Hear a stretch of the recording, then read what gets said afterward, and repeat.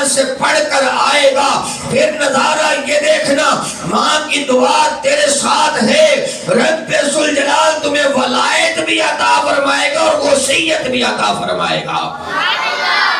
حضور غوث پاک جب گھر سے چلے ہیں، ماں نے ایک جملہ بولا ہے، کہا بیٹا کہیں راستہ ہے، بڑا کٹھن راستہ ہے، دین کا راستہ ہے، بڑا مشکل راستہ ہے، کانٹے بچھانے والے، راستوں میں پتھر برسانے والے، چور بھی ملیں گے، ڈاکو بھی ملیں گے، طرح طرح کی مشکلات بھی آئیں گی۔ اے بیٹا اپنی زبان سے، جس زبان سے تو نے رب کا قرآن پڑھنا ہے، جس زبان سے محمد مصطفیٰ کی حدیث کو پڑھنا ہے، کبھی تیری زبان سے جھوٹ نہ نکلے۔ آپ فرماتے ماں کا یہ جملہ تھا، میں نے اپنے دل پہ رکھا اور وعدہ کیا، اماں جان میں وعدہ کرتا ہوں عبدالقادر کی زبان سے جب بھی جاری ہوگا، حق جاری ہوگا، یا اس زبان سے قرآن پڑھا جائے گا یا محمد مصطفیٰ کا فرمان پڑھا جائے گا۔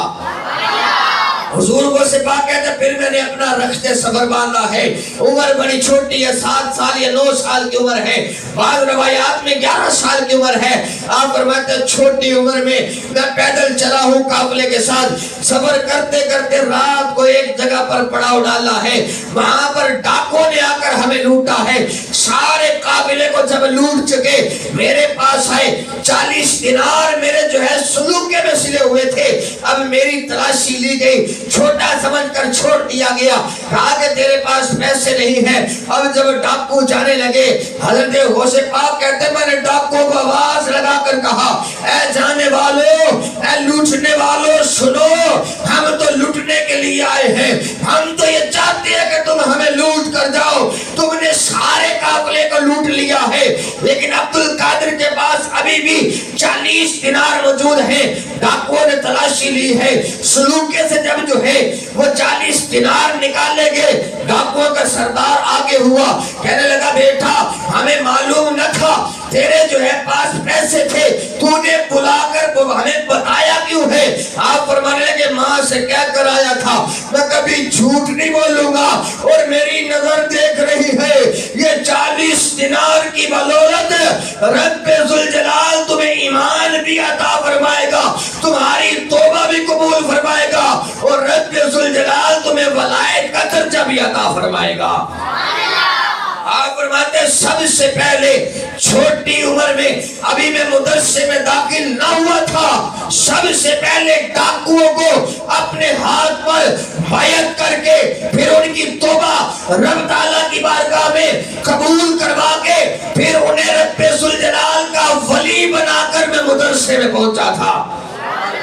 آپ فرماتے ہیں پھر میں مدرسے میں بیٹھا ہوں، پھر میں نے پڑھنا شروع کیا ہے، 1 سال گزرا ہے، 2 سال گزرے، 7 سال گزر گئے، 8 سال گزر گئے، میں نے گھر میں چکر نہیں لگایا، مجھے خط آتے رہے گھر سے، میں نے خطوں کو کسی بھی خط کو پڑھا نہیں ہے۔ لوگوں نے پوچھا اے عبدالقادر جیلانی تیرے گھر سے خط آتے ہیں پڑھتا کیوں نہیں؟ تو آپ نے فرمایا میں خط پڑھنے نہیں، یہاں پر قرآن پڑھنے کے لیے آیا ہوں، کہیں ایسا نہ ہو خط ایسا ہو پھر میرا دل گھر کی جانے بجائے میں گھر میں اب تب ہی قدم رکھوں گا جب میں رب ذوالجلال کے دین کا فاضل بن جاؤں گا۔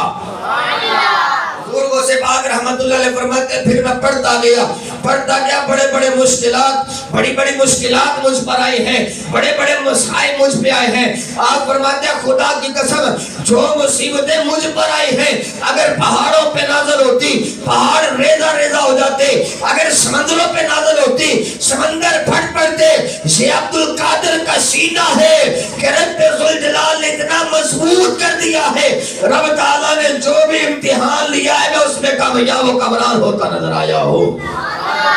بزرگوں سے پاک رحمت اللہ علیہ فرماتے ہیں ہمارے مدرسے میں ایک وقت ایسا بھی آیا تھا، بغداد شریف تھا، قحط سالی ہو چکی تھی، اب راشن ختم ہو گیا، سارا سامان ختم ہو چکا تھا۔ اب مدرسے کے طالب علموں نے کہا کہ چلو جا کر کسی سے مانگ کر لاتے ہیں، پہلے ایسا کرتے ہیں جنگل میں جاتے ہیں، جا کر وہاں سے درختوں کے پتے کھا کر آتے ہیں۔ اے میرے نوجوانوں ذرا سنیے گا، یہ غوث پاک کہہ رہے ہیں کہ پھر ایک وقت ایسا بھی آیا تھا، میں مدرسے میں پڑھ رہا تھا، قحط سالی اتنی ہو چکی تھی کہ ہم اپنے دوستوں کے ہمراہ جو ہے جنگل میں پہنچے، کہ وہاں پر جا کر درختوں کے پتے کھا کر گزارا کر لے. آپ فرماتے ہیں جب میں نے درختوں کو دیکھا ایک ایک درخت کے